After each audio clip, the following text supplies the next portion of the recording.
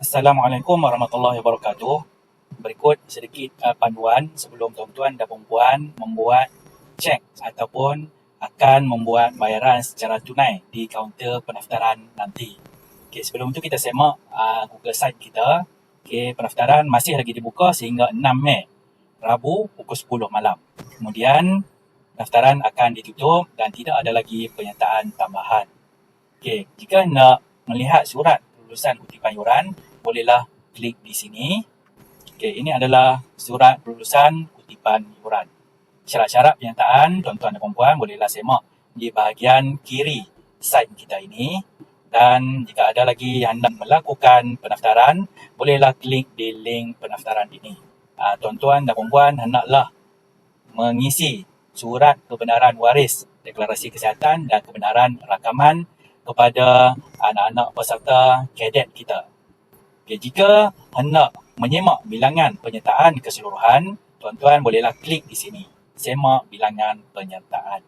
Ini adalah statistik keseluruhan penyertaan bagi cabaran Bukit Rawa 2026 peringkat negeri Kedah. Okay, sebelum melakukan pembayaran, tuan-tuan bolehlah menyemak di semak sekolah dan bilangan penyertaan.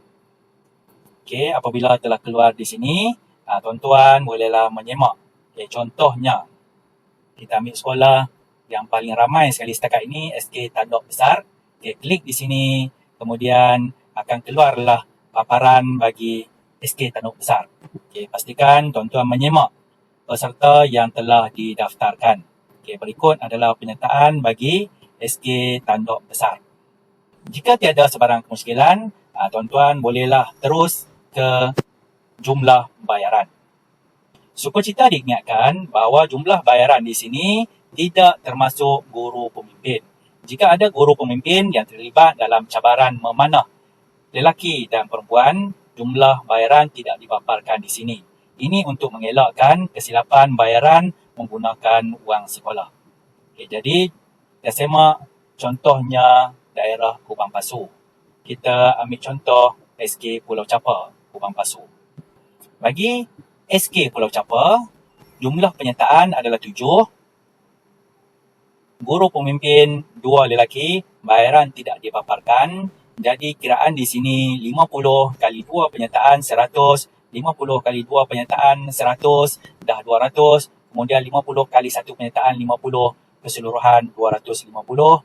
Dan jika kita semak di sini, jumlah penyertaan 250 untuk bayaran pendaftaran.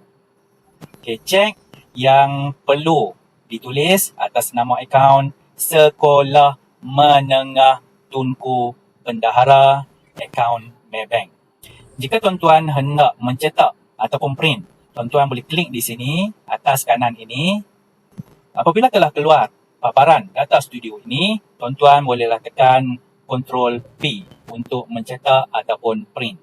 Okey, apabila telah keluar di sini, tuan-tuan bolehlah terus print, ataupun jika saiz tidak tepat, tuan-tuan bolehlah set di scale di sini, customize. Okey, boleh custom, tuan-tuan bolehlah set ikut sesuai printer tuan-tuan dan puan. Jadi, semoga memberi pencerahan kepada jumlah bayaran yang akan dilakukan nanti.